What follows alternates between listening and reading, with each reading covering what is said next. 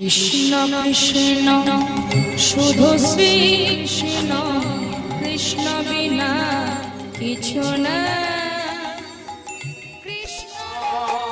ভজনিতায় রাধে শ্যাম, হরে কৃষ্ণ হরে রাম, হরে রাধে শ্যাম, হরে কৃষ্ণ হরে রাম। ভজনিতায় রাধে শ্যাম, হরে কৃষ্ণ হরে রাম, ভজনিতায় রাধে শ্যাম, হরে কৃষ্ণ হরে রাম, ভজনিতায় রাধে শ্যাম, হরে কৃষ্ণ হরে রাম, হরে কৃষ্ণ হরে Ram, ভজনিতায়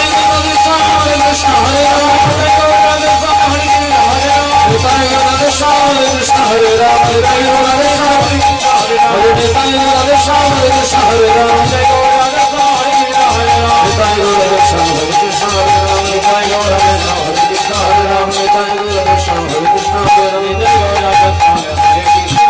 Hare Rama Ujjal varna gauravar deha Shita niravadi mahavideha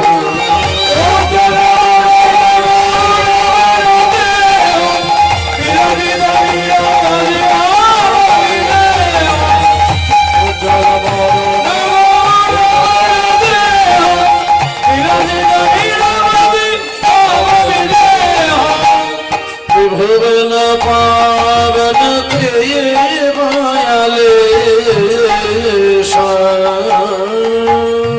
Vibhavana pavana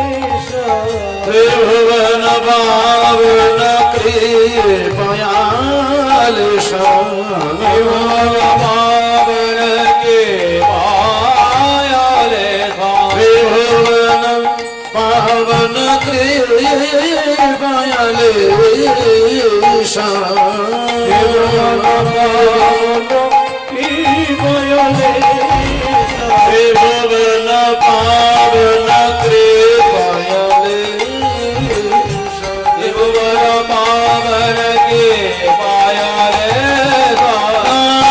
Namami Shri Sachidanaya Namami Shri Sachidanaya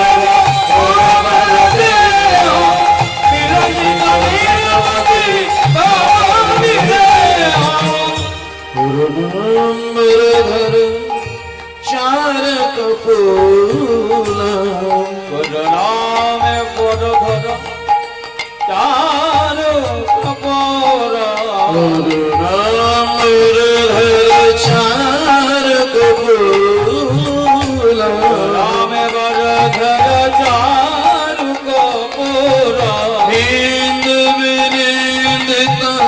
নখ চয়রুচিরা নিন্দিত নখ চয়রুচিরা যার বিতনি জগন নাম বিনা যার বিতনি জগন নাম বিনা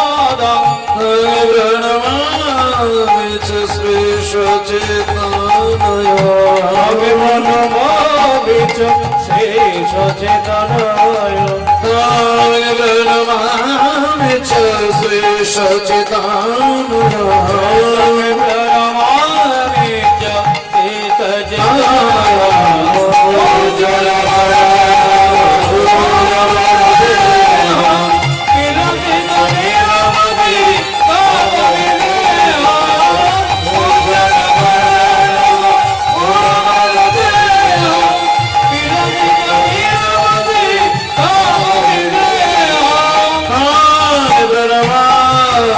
শ্রী সচেতনয় তাগে বন্ধমিচ শ্রী সচেতনয় তাগে রামিচ শ্রী সচেতনয় তাগে প্রণমামিচ শ্রী সচেতনয় জয় শ্রী সচেতনয় জয়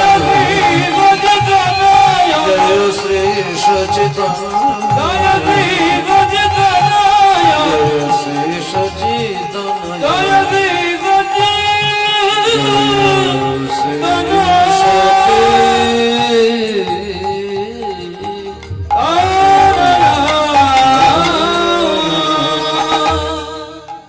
কলিত বিরাকুল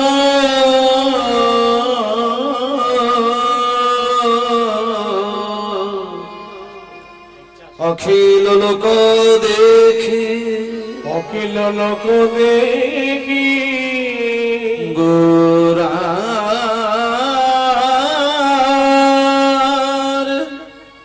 বদন চাঁদ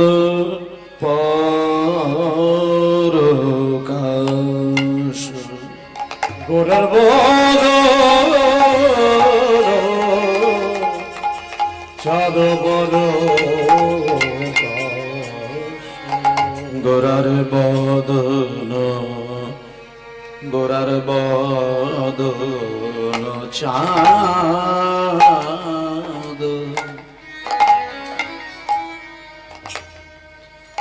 চাঁদ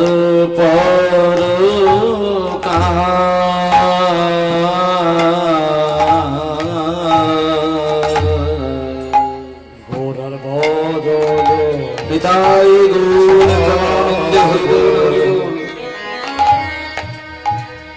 চাঁদ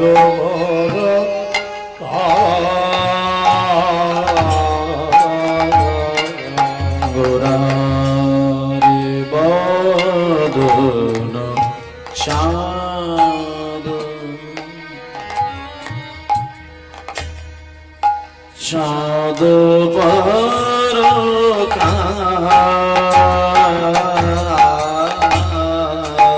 গোরার বদন চাঁদ চাঁদ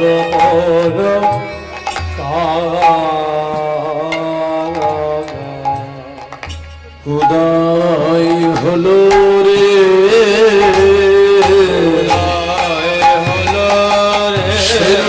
উদয় হলো রে বলে আমার গোরার বদন চাঁদের উদয় হলো রে আমার গোরার বদন চাঁদের উদয় হলো রে বলে আমার গোরার বদন চাঁদের উদয় হলো রে আমার গোরার বদন চাঁদের উদয় হলো রে সেদিন উদয় হলো রে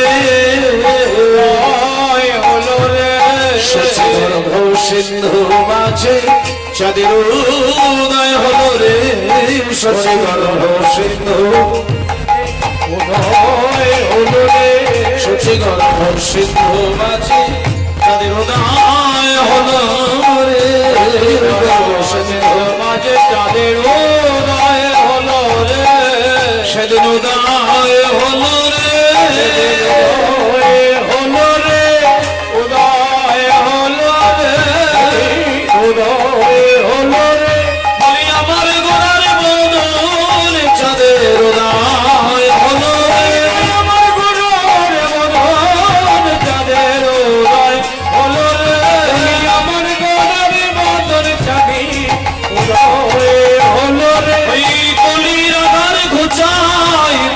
চাঁদের উদয় হলো রে বলির আধার ঘুচাইতে চাঁদের উদয় হলো রে বলির আধার ঘুচাইতে উদয় হলো রে বলি অজ্ঞান আধার দূর করিতে চাঁদের উদয় হলো রে চাঁদের উদয় হলো রে চাঁদের উদয় হলো রে আমার গোলার বদন চাঁদের উদয় হলো রে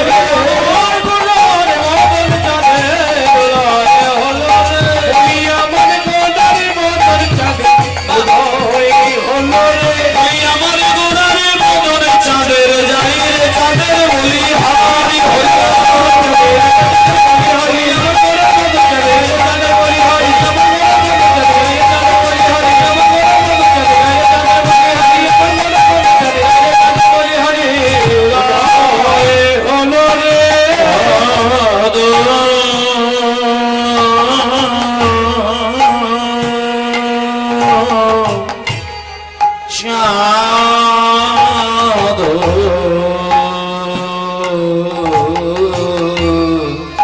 চাঁদ পরকাশ পরকাশ চাঁদ চাঁদ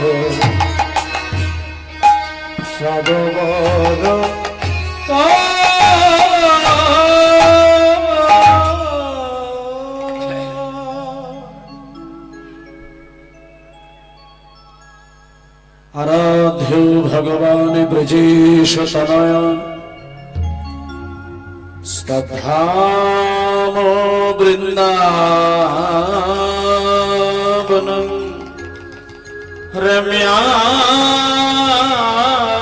কাচিদুপাসনা ব্রজ বধূবর্গণয়া কল্পিতা শ্রীমদ্ভাগবতং প্রমাণমমলং প্রেমাপমূর্ধো মহান শ্রী চৈতন্য মহাপ্রভু মতম ইদং তত্রাদরো নাপরো।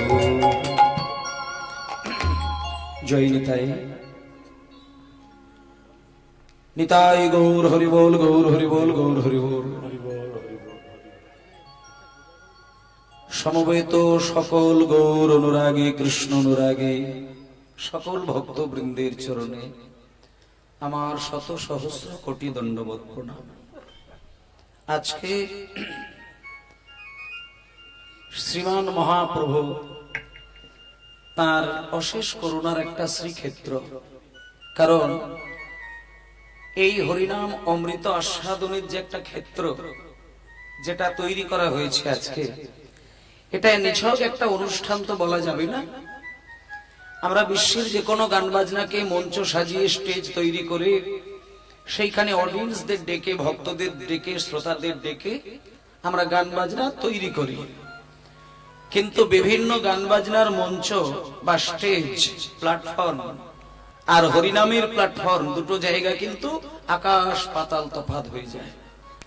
কারণ এই মঞ্চটা, এই বাসর, এটা নিছক মানুষের আনন্দ পাওয়ার জন্য তৈরি হয়নি। চৈতন্যদেব তিনি একজন শ্রেষ্ঠ সমাজ সংস্কারক। ভারতীয় ইতিহাসে, বাংলার ইতিহাস ঘাঁটলে বা পড়লে সেইখানে আপনি যাদের নাম দেখবেন, ভালো কিংবা মন্দ, এবার ইতিহাসের মধ্যে কেউ ক্ষতি করার চেষ্টা করেছেন, আবার কারো দেখবেন ভারতকে বা বাংলাকে গঠন করার চেষ্টা করেছেন। তাহলে উৎপত্তি আর নিষ্পত্তি এরই সমস্ত ঘটনা ইতিহাসের পাতায় লেখা রয়েছে। এইবার বাংলাকে মূলত গঠন করেছেন কে? অনেকেরই নাম এসে যাবে, কিন্তু সবার আগে যার নামটা বাঙালিদের কাছে বলা উচিত, সবার আগে বাঙালিদের কাছে ইতিহাসের পাতায় সর্বশ্রেষ্ঠ আসনে যাকে বসানো উচিত, তাকে কিন্তু ইতিহাসে বসানো হয়নি। বিশেষ করে ধর্মের দিক থেকে যদি বিচার করা যায়, ধর্মের দিক থেকে যদি বিচার করা যায়, আমাদের এই বিশ্বের মধ্যে 4000-এরও বেশি ধর্মের কথা রয়েছে, 4000 ধর্ম আছে। এবার তার মধ্যে 10টি ধর্মকে প্রধান করা হয়েছে। প্রকট ভাবে 10টি ধর্মের নাম উল্লেখ আছে পৃথিবীর মধ্যে। এবার এই যে 10টি ধর্ম পৃথিবীতে দেখা যায়, তার মধ্যে উৎকৃষ্ট ধর্ম হচ্ছে সনাতন ধর্ম, যার সন আর তারিখ কোনোভাবে কোথাও লেখা নেই। সনাতন ধর্মের তারিখ বা সন কত সালে তৈরি এটা কোনোভাবে কোথাও আপনি পাবেন না, কিন্তু বাকি সমস্ত ধর্মের ইতিহাস সন তারিখ উল্লেখ রয়েছে। তাহলে এ ছিল, এ আছে, এ থাকবে। প্রত্যেকটি ধর্ম কিন্তু সনাতন ধর্মকে দেখে শিখেছে, তবুও কিন্তু সনাতন ধর্মের মানুষ যেটা পারে বা যেটা জানে, অন্য কোন ধর্ম সেটা পারে না, সেটা জানার কথাও নয়, যেটা তো সব থেকে বড় বিষয়। আস্তে টোন চেঞ্জ করো। সব থেকে যেটি বড় বিষয়, যেমন আমাদের এই বাংলা, এই যে আজকে গৌরহরির একটা মানে কৃপা লাভের যে একটা বড় সেবার রাস্তা তৈরি করেছেন, আমাদের মঞ্চ তৈরি করেছেন, এটা তো সেবার জন্য।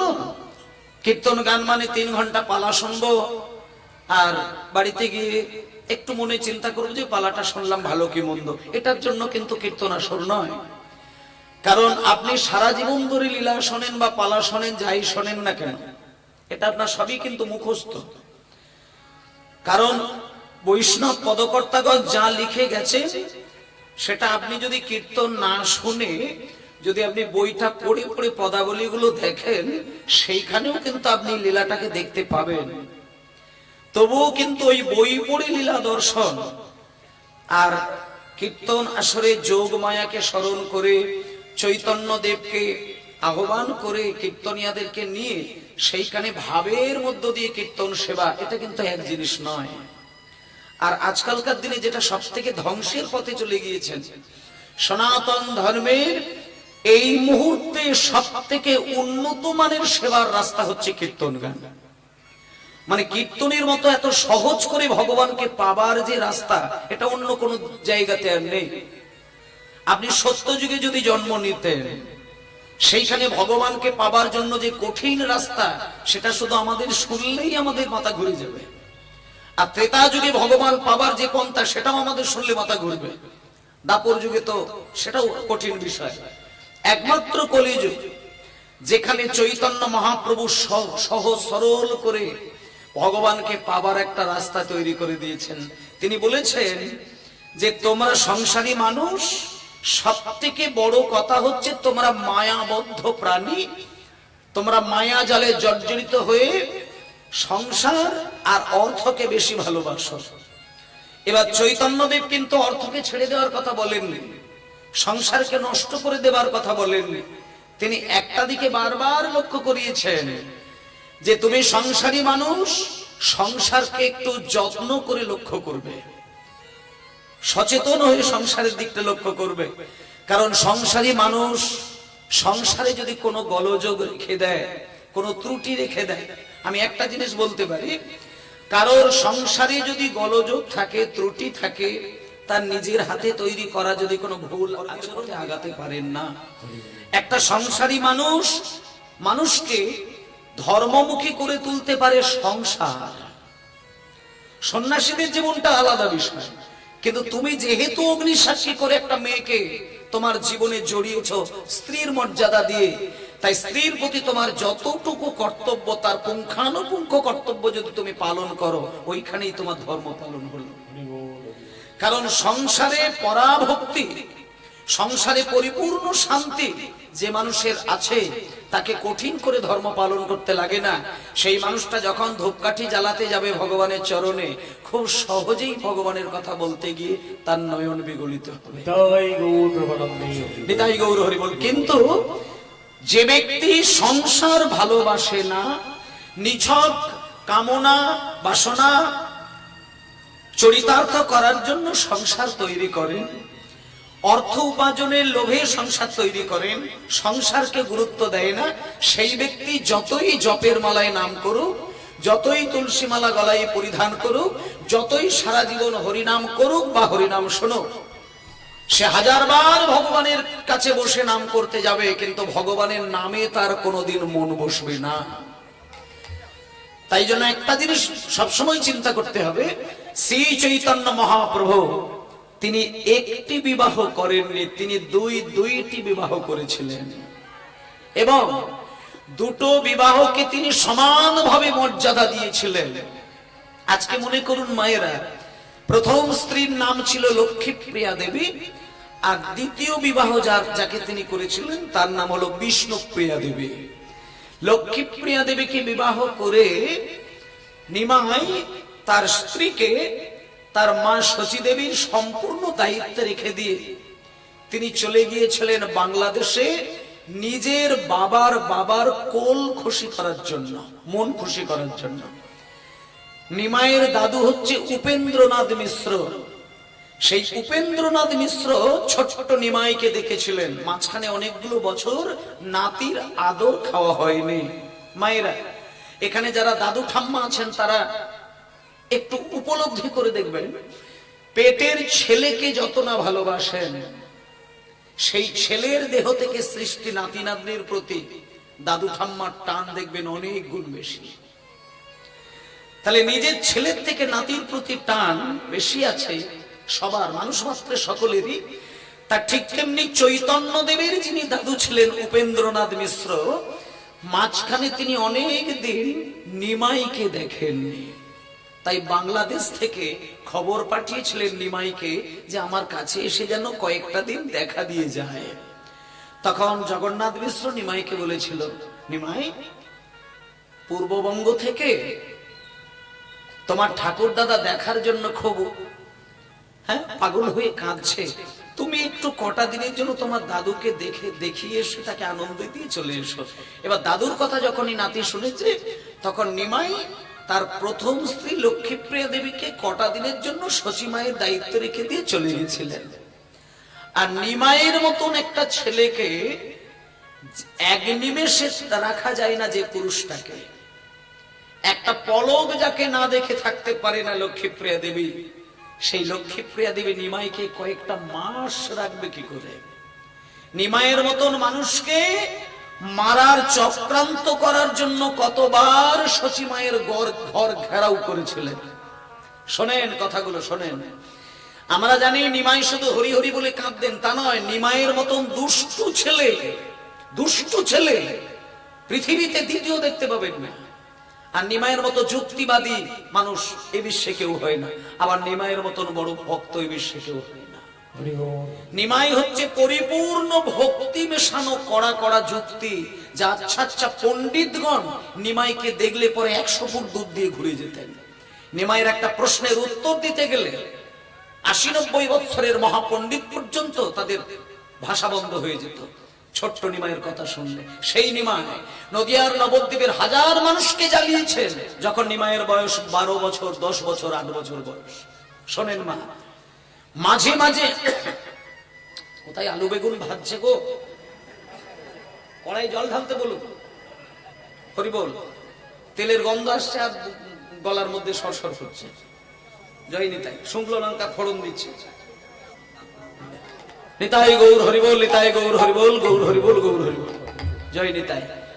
আস্তে মায়েরা, তাহলে যে নিমাই নবদ্বীপের প্রত্যেকটি বাড়ির মানুষকে জ্বালিয়েছিল, মনে করুন একটা এক্সাম্পল দিচ্ছি, আমি উদাহরণ দিচ্ছি মায়েরা। এখনকার দিনেও মায়েরা দেখবেন অনেক সময় মন্দিরে ডালা সাজিয়ে মন্দিরে দাঁড়ায়, কিন্তু ঠাকুর মশাই আসে না বলে ডালাগুলো রেখে দিয়ে বাড়িতে চলে আসেন। কাউকে বলে আসেন ঠাকুর মশাই এলে একটু খবর দিও, তখন আমি আসবো। এই বলে 100 জন, 50 জন কি 20 জন ডালাগুলোকে পরপর সাজিয়ে নাম লিখে দিয়ে, গোত্র লিখে দিয়ে চলে আসেন। যখন ব্রাহ্মণ আসেন তখন গিয়ে বসে থাকবেন। এবার নিমাইয়ের পাড়ায় বেশ কিছু মা জননী ডালা সাজিয়ে ঠাকুর মন্দিরে গিয়ে ওইভাবে রেখে দিয়ে চলে আসেন।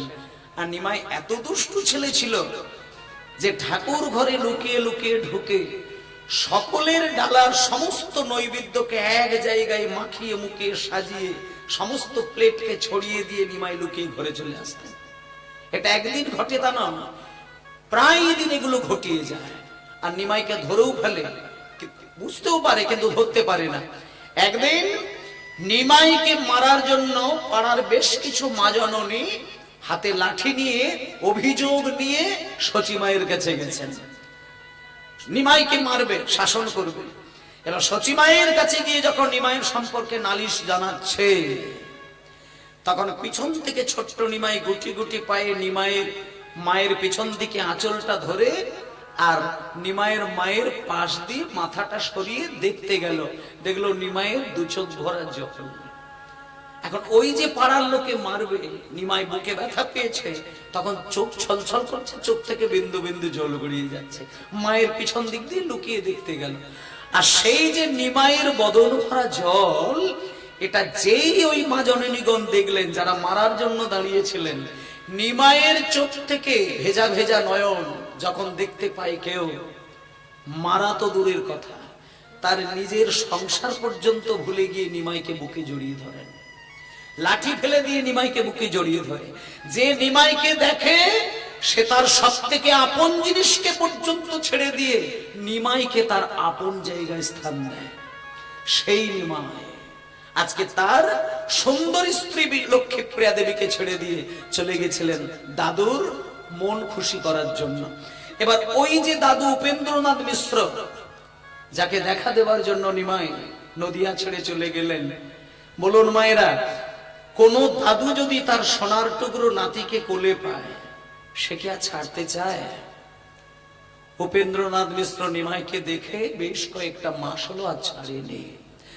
যখন সোনার টুকরো ছেলে নিমাইকে আর ছাড়লো না, তখন এইদিকে লক্ষ্মীপ্রিয়া দেবী স্বামীর চিন্তা করে করে যে সোনার টুকরো ছেলেটাকে না এক নিমেষ দেখলে মানুষ থাকতে পারে না, তাকে স্বামী রূপে পেয়েছে লক্ষ্মীপ্রিয়া দেবী।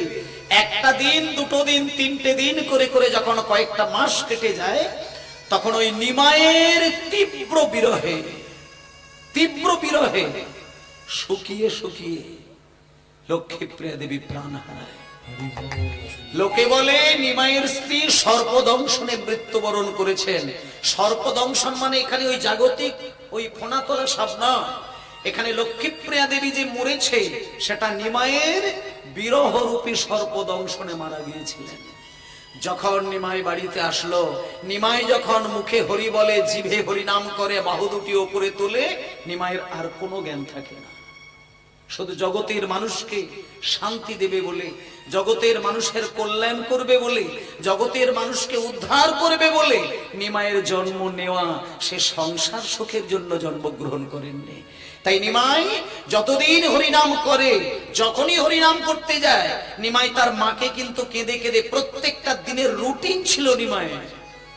যখনই সকালবেলায় হরিনাম করতে যাবে, নিমাই তার নিজের মায়ের পা দুটোকে হাত স্পর্শ করে চোখ থেকে দুবিন্দু জল মায়ের চরণে ফেলে আর মাকে বলে, মা, আমাকে তুমি মাথায় হাত রেখে শুধু আশীর্বাদ করো, আমি কিচ্ছু চাই না, তুমি তো আমার মা, আমি তো তোমার ছেলে, তুমি শুধু বুকে জড়িয়ে ধরে আমাকে আশীর্বাদ করো, আমি যেন বদন ভরে হরিনাম করে সবার যন্ত্রণাটা দূর করে দিতে পারি। আর নিমাইয়ের মা কিন্তু আমাদের মায়ের মতো নয়, আমাদের মতন নয়। নিমাইয়ের মা কিরকম উদার দেখুন, যখন নিমাই বলে যে তুমি আমাকে আশীর্বাদ করো, আমি যেন বদন ভরে হরিনাম করে সবার জ্বালা দূর করতে পারি, সচিমা তখন নিমাইকে টেনে নিয়ে বুকে জড়িয়ে ধরে বুকের মাঝখানে মাথাটা রেখে হাত বুলিয়ে দিয়ে বলে, নিমাই, আমি তোকে পূর্ণ আশীর্বাদ করলাম, তুই বদন ভরে হরিনাম করে জগতের সবার জ্বালা দূর করে দে। এইবার বাবা বলুন, যে মা তার নিজের ছেলেকে বলে হরিনাম করে জগতের সবার জ্বালা দূর করে দে, একাধারে ভাবলে দেখা যায় নিমাইয়ের মা কিন্তু নিমাইকে সন্ন্যাসের বিধান দিয়ে দিলেন। কারণ একটা ছেলে যদি সংসারে থাকে, সে জগতের দুঃখ দূর করবে হরিনাম করে, এটা বলা যাবে না। নিশ্চয়ই তিনি বৈরাগ্য ধর্ম পালন করবেন, নিশ্চয়ই তিনি সন্ন্যাসী হবেন। তিনি একাধারে দূর দিয়ে কিন্তু বলে দিলেন নিমাই সন্ন্যাসী হবে। তাই সেই নিমাই আমাদেরকে হরিনাম দিয়েছিলেন, আমাদেরকে প্রেম দিয়েছিলেন। আর সেই প্রেম মানুষ হৃদয়ে ধারণ করতে পারে না। যে ব্যক্তি প্রেম হৃদয়ে ধারণ করে, সেই ব্যক্তির তিনটে গুণে সর্বশ্রেষ্ঠ গুণটা প্রকাশ পায়। মানুষের মধ্যে তিনটে গুণ দেখা যায়, একটা হচ্ছে পাশবিক গুণ, একটা মানবিক গুণ, আর একটি দৈবিক গুণ। পাশবিক গুণ কার মধ্যে দেখা যায়? পাশবিক গুণ সেই মানুষের মধ্যে দেখা যায় যে মানুষ নিজের সুখের কথা চিন্তা করে, বাকি কারোর দিকে তাকান না। আমি ভালো খাবো, কে খেলো আমার জানার দরকার নেই। আমি ভালো মাখবো, কে মাখলো আমার জানার দরকার নেই। এটা যারা ভাবেন তারা মানুষ হলেও তার গুণটা কিন্তু পাশবিক গুণ সম্পন্ন ব্যক্তি। আর মানবিক গুণ কাকে বলে?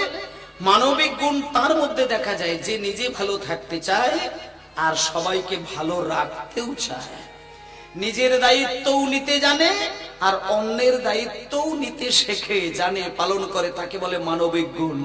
আর দৈবিক গুণ কার মধ্যে দেখা যায়? দৈবিক গুণটা তারই মধ্যে দেখা যায় যে অন্যের সবার ভালো করতে গিয়ে নিজের ভালোটা ভুলে যায়, হরি বল হরি বল। তাকে বলে দৈবিক গুণ। এবং দৈবিক গুণ সম্পন্ন ব্যক্তিকে বলে সাত্ত্বিক গুণ সম্পন্ন ব্যক্তি। একটা সাত্ত্বিক গুণ সম্পন্ন ব্যক্তি সমাজে কোনোদিন অত্যাচার করতে জানে না, একটা সাত্ত্বিক কথা বলতে শেখে না। একটা সাত্ত্বিক গুণ সম্পন্ন ব্যক্তি কোনোদিন ঝগড়া, দ্বন্দ্ব, মারপিট, খুন খারাপি, চিটিংবাজ, বদমাইশি, হইচই এসবের দিকে ধারে কাছে থাকতে পারে না। সাত্ত্বিক গুণ শুধু সবার মঙ্গল কামনা করে, নিজের সুখের কথা ভুলে গিয়ে। একমাত্র সেই ব্যক্তি ছিলেন আমাদের প্রমাণ চৈতন্য মহাপ্রভু।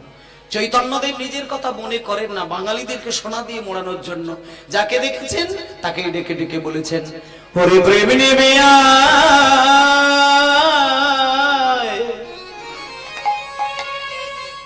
হরি প্রেম নেবে আয়, বদন ভরে বলে রে হরি না।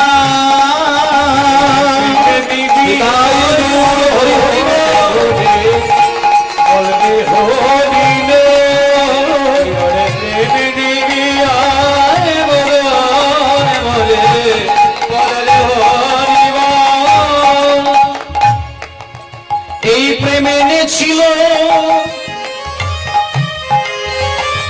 ব্রজের মাতা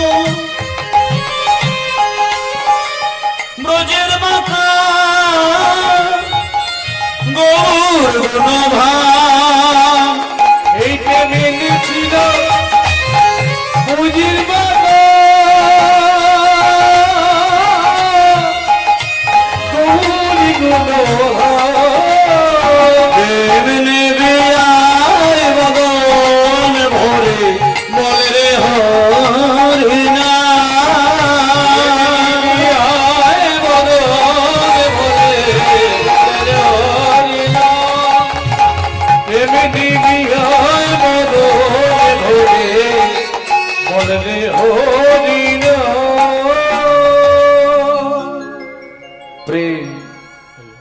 ভক্তমণ্ডলী মায়েরা, প্রেম প্রেম প্রেম প্রেম প্রেম এর অন্তর্নিহিত অর্থটা কিন্তু মানুষ জানতেও চায় না, জানেও না। আজ মানুষের মধ্যে প্রেমের অভাব দেখা দিয়েছে বলে মানুষ যতই কীর্তন শুনুক না কেন, যতই জপের মালায় নাম করুক না কেন, একটা জিনিস হচ্ছে মানুষের মধ্যে লোভ আর ক্ষোভ, এই দুটো জিনিস মানুষকে ক্রমশ ধ্বংস করে দিচ্ছে। ভক্তমণ্ডলী মায়েরা, একটা সত্য ঘটনা আপনাদের বলি। আজকালকার দিনে এত কীর্তন হচ্ছে, এত হরিনাম হচ্ছে, আস্তে আস্তে বাবা মাইক মানের কাছে হই হই হচ্ছে, এত বেশি কথা বলা যাবে না। আপনাদের পিছনে ভক্তরা স্থির হয়ে আছে, আপনারা ওইখানে অত হই হই করলে হবে না। মাইক মানে একজন কি দুজন বসবে, অত হই হই করা যাবে না। এত হরিনাম হচ্ছে, জপের মালায় নাম করছে, দেশ বিদেশে ঘুরে বেড়াচ্ছে, তীর্থে তীর্থে ঘুরে বেড়াচ্ছে, কিন্তু মানুষের মধ্যে একটা জিনিস চিন্তা করে দেখুন, একটা পরিপূর্ণ মানুষ, মনে করুন একটা গাছ, একটা পূর্ণ গাছকে আপনি দেখতে পাবেন, তার পূর্ণতা কাকে বলে? একটা বৃক্ষ তার পূর্ণ বৃক্ষ কি হতে পারে সে দেখিয়ে দিতে পারে। একটা পিপিলিকা তার পরিপূর্ণ পিপিলিকার রূপটা কি হতে পারে সে কিন্তু দেখিয়ে দিতে পারে সারা জীবন বেঁচে থেকে। একটা মাকড়সা সে সারা জীবন মাকড়সার যে পূর্ণতা সেটা দেখিয়ে দিতে পারে। কিন্তু মনে করুন মায়েরা, বাবা, একটা মানুষের মধ্যে যে পূর্ণ মানুষ তার পরিচয়টা কি হতে পারে মানুষ কিন্তু সেটা দেখাতে পারেন না। মানুষ তার পূর্ণতাটাকে দেখাতে পারেন না। তার কারণটা হচ্ছে কি, এখন এই মুহূর্তে বর্তমান পরিস্থিতিতে সব থেকে বড় সমস্যা কোথায়? একটুখানি একটা ছোট্ট কথা বলি আপনাদের। কলকাতার ভবানীপুরের একটা সত্য ঘটনা বলি। এখন দাঁড়ে দাঁড়ে গিয়ে হরিনাম হচ্ছে, বাড়িতে বাড়িতে হরিনাম হচ্ছে। আচ্ছা, ধূপকাঠিটা বাবা একটু, বাবা ধূপকাঠিটা এখান থেকে সরিয়ে নিন তো, আমার গলায় লাগছে ধূপের ধোঁয়াটা একটু সরাতে হবে। মানুষ ক্রমশ আগুন নিয়ে ছিনিমিনি খেলছে। প্রত্যেকটি মানুষের কাছে কিন্তু আগুনের গোলা রয়েছে। যে কোনো মুহূর্তে কিন্তু মানুষ আগুনটাকে অন্যের দিকে ছুড়ে দিচ্ছে। একটা সত্য ঘটনা বলি, এই ঘটনাটা সদা সর্বদাই মানুষের মধ্যে ঘটছে। কলকাতার ভবানীপুরের একটা সত্য ঘটনা কয়েক মাস আগে ঘটেছিল। নিজের বাড়ি থেকে বেরিয়ে নিজের গাড়িতে উঠছেন এক বয়স্ক মানুষ, বৃদ্ধ মানুষ, বয়সটা 80 বছরের ওপর। এবার এখানে যারা 70-80 বছরের দাদু বা ঠাম্মা রয়েছেন এটা আপনারা জানবেন, 70-80-90 বছরের মানুষটা নিশ্চয়ই ইয়াং ছেলে মেয়েদের মতো তাড়াহুড়ো করে কোনো কাজ করতে পারবে না, সম্ভব নয়, করা উচিত নয়। তা সেই 80 বছরের বৃদ্ধ বাবা তার নিজের বাড়ি থেকে পাপা করে এসে রোডে নিজের প্রাইভেট কার দাঁড় করানো ছিল, নিজের গাড়িতে ধীরে সুস্থে উঠছেন। পিছন দিকে একটা প্রাইভেট কার এসে সমানে হর্ন বাজিয়ে যাচ্ছে। যে হর্ন ওই বয়স্ক মানুষের কানে ধাক্কা দিচ্ছে, সহ্য করতে পারছে না। এবার সেই দাদু গুটি গুটি পায়ে এসে ড্রাইভারের কাছে বলছেন, আপনি হর্ন বাজাচ্ছেন কেন? আপনি তো দেখছেন যে আমি ধীরে সুস্থে গাড়িতে উঠছি, আমি অসুস্থ মানুষ, আমি বয়স্ক মানুষ, আপনি সমানে হর্ন দিয়ে আমাকে বিরক্ত করছেন কেন? তখন ড্রাইভারটা বললেন, দুঃখিত, মাফ করবেন, আর কিছু বললেন না। তা সমানে দাদু ভাই চলে গিয়ে এবার গাড়িতে আবারও উঠছেন। এবার সেই উঠতে গিয়ে একটু ধীরে, একটু সতর্ক, এই করতে গিয়ে আবারও দেরি হচ্ছে। আর মাঝখানে ওই গাড়িটা পিছনে ছিল, সেই গাড়িটা গিয়ে হর্ন দিতে দিতে আবার ওই দাদু ভাইয়ের গাড়িতে পিছনে দিল ধাক্কা। আর যা ধাক্কাটি মারে, সঙ্গে সঙ্গে ওই বয়স্ক মানুষটা এসে ড্রাইভারকে একটু চড়া ভাষায় দুটো কথা বলেন। সঙ্গে সঙ্গে ড্রাইভার বেরিয়ে এসে ওই বয়স্ক মানুষের মুখে সাপটে দুটো চড় মারে। সত্য ঘটনা। এবার জানা সাপটে চড় মারলো, দাদু পড়ে যায়, মাথাটা পাথরে লাগে, নার্সিংহোমে ভর্তি হয়, 3-4 দিনের মধ্যে মারা যায়। এবং যে ভদ্রলোক যে ড্রাইভারটি মেরেছিলেন, ওই ড্রাইভারটি যে গাড়িটা চালাচ্ছিলেন সেই গাড়িটা প্রায় 40 লক্ষ টাকা দামের গাড়ি। আর যে ড্রাইভারটি চালাচ্ছিলেন ও ড্রাইভার না, উনি নিজেই মালিক নিজের গাড়ি। এবং ওনার পরিচয়টা পরে জানা গেল, উনি একজন বিখ্যাত আইনজীবী, বিখ্যাত একজন আইনজীবী। এবং উনি আইন বিশ্লেষণ করে ওনার জীবিকা নির্বাহ করেন। আইন নিয়ে উনি ওনার সংসার এবং জীবনটা সাজায়। তাহলে যে আইন নিয়ে নিজের জীবন চালায় তার ধৈর্যটা এত কম কেন যে একটা বয়স্ক মানুষ তাড়াহুড়ো করে উঠতে পারবে না, আমি 5 মিনিটের জায়গায় 20টা মিনিট সময় ব্যয় করি। তাহলে মানুষ সময় দিতে চায় না, একটা বয়স্ক মানুষকে মেরে দেয়। মাছের বাজারে মারপিট হয়েছিল বলে একজনকে খুন করে দিয়ে পেটির মধ্যে বডি ঢুকিয়ে দিয়ে পরে নদীতে ফেলে দেওয়া হচ্ছে। এই যে মানুষ ক্রমশ হিংস্র হয়ে উঠছে, ধর্ম কোনোভাবে তাদেরকে তৈরি করতে পারে না। কেন? এর একটা রহস্য কিন্তু আছে। বলি মায়েরা, মানুষ আজকাল যতই ধর্মের আসনে বসুক, মানুষের মধ্যে আসল মানুষের রূপটা কিন্তু খুঁজে পাওয়া যাচ্ছে না। তার একটা প্রধান কারণ আমি বলে দিই, তার প্রধান কারণ অন্য কিছু নয়। বৈভবের যে একটা অপূর্ব প্রদর্শনী চলছে আজকে সারা বিশ্বের মধ্যে। আজকে শপিং মলে গিয়ে দেখবেন একটা জ্যাকেট 80,000 টাকা দাম, একটা জুতো 50,000 টাকা দাম, একটা শাড়ি 30,000 টাকা দাম। এই যে দামি দামি জিনিস, বিদেশি জিনিস, যেটা মানুষ বাঙালি হয়ে ব্যবহার করার কথা ছিল না, কিন্তু আজকাল মানুষ নিজে বাড়ি বানাতে পারে না, নিজে গাড়ি কিনতে পারে না, এত দামি শাড়ি পরতে পারবো না, 5 লাখ টাকার গয়না পরতে পারবো না। এই যে পারতেই হবে, এই যে তীব্র আকাঙ্ক্ষা মানুষের বেড়ে গেছে, এই আকাঙ্ক্ষা থেকে মানুষের হয়ে যাচ্ছে ক্ষোভ। আর সেই ক্ষোভ কখন কার উপরে গিয়ে তীরের মতো বিঁধে যাচ্ছে সে নিজেও কিন্তু খেয়াল করতে পারে না। আজকে সারা বাংলা ব্যাপী দেখুন বন্ধন ব্যাংক চলছে, বন্ধন ব্যাংক গুলো যা চলছে সরকারি স্টেট ব্যাংক তা পাল্লা দিতে পারে না। আর বন্ধন ব্যাংক থেকে বাড়িতে বাড়িতে মায়েরা লাইন দিয়ে লোন নিচ্ছে। আমি একটা কথা বলে দিই আপনাদের, যে বাড়িতে বন্ধন ব্যাংক থেকে মায়েরা গ্রুপ করে লোন নিচ্ছেন, বলুন কোন মা জননী লোন নিয়ে সুখে আছেন? আপনি যখন লোনটা নিয়ে মাসে মাসে হপ্তায় হপ্তায় ইএমআই দিচ্ছেন, ওই ইএমআইটা কি আকাশ থেকে পড়ে যায় নাকি আপনাকে রোজগার করতে হয়? এটা একবার ভেবে দেখুন। তাহলে আপনি লোন নিয়ে নিলেন, হয় আপনি একটা দামি শাড়ি কিনলেন, তা নাহলে গয়না করে নিলেন, তা না হলে আপনি একটা দোকান বানিয়ে ফেললেন, নচেত আপনি ব্যবসায়ী একটা করে ফেললেন, বাড়ি তৈরি করে ফেললেন। এইবার মাসে মাসে যখন আপনার ইএমআই এর দিন আসছে, এখানে যাদের ইএমআই আছে মাসে মাসে কিস্তি দিতে হয়, আপনারা দেখবেন কিস্তি দিতে হবে, কিস্তি দিতে হবে, এই চিন্তায় আপনার শান্তির ঘুমটা কিন্তু চলে গেল।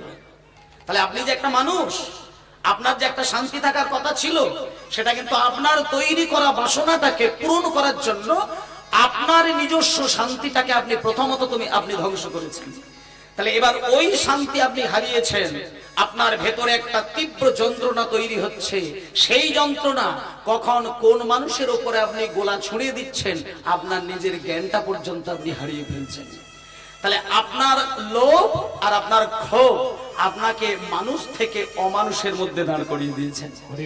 আর যখনই আপনি অমানুষ হয়ে গিয়েছেন, আপনি প্রকৃতি থেকে শান্তিটা খুঁজে পেলেন নাই, তখন আপনি শান্তির জন্য চারিদিকে ছুটে বেড়াচ্ছেন। যত ছুটছেন তত আপনি পাগলের মতো ফেঁপে করছেন, কোথাও কিন্তু শান্তি পাচ্ছেন না।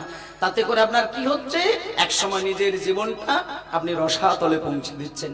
আপনার কাছে তখন যতই ভাগবতের কথা শোনানো হোক, গীতার কথা শোনানো হোক, আগামীকালকে যখন আপনাকে বন্ধনের ইএমআই দিতে হবে, আর আজকে কীর্তন হবে, যত ভালো কীর্তন হোক তার মাথায় ঢুকবে না, তার কারণ তার 200 টাকা কম আছে কালকে কিস্তি দেওয়ার জন্য, ওই 200 টাকা আদায় করতে হবে যে কোনো ভাবে।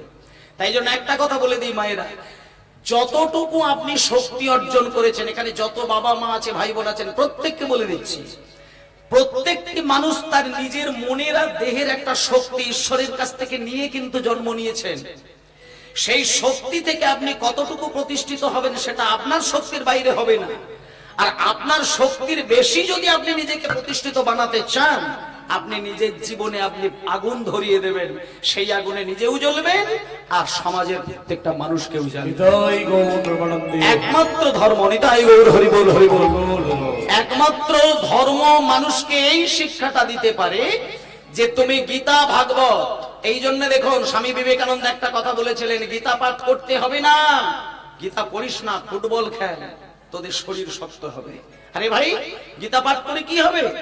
গীতা পাঠ করতে গেলে নিজের মন কি আগে শান্ত আছে কিনা সেটা দেখ। মন যদি চারিদিকে ছোটে, সেখানে গীতা পাঠ কেন? গীতাকে তুমি চিবিয়ে খেলেও গীতার রস আপনি আস্বাদন করতে পারবেন না। আগে মানুষের